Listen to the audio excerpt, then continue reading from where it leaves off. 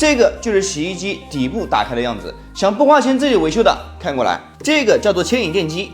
如果我们的洗衣机不能脱水了，我们要观察一下中间的这个拉环有没有拉伸的动作。如果没有的话，直接更换牵引电机就可以了。这个呢是洗衣机的排水阀。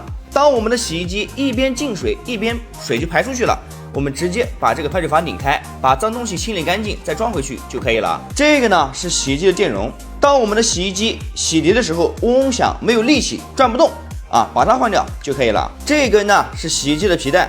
当我们的洗衣机甩干完衣服之后，衣服还是湿漉漉的，我们直接把这个皮带给它紧一紧就可以了。这4根呢是洗衣机的吊杆。当我们的洗衣机在洗涤的时候出现撞筒比较严重，基本上都是它们损坏，它们4个一起更换掉就可以了。这个就是离合器了。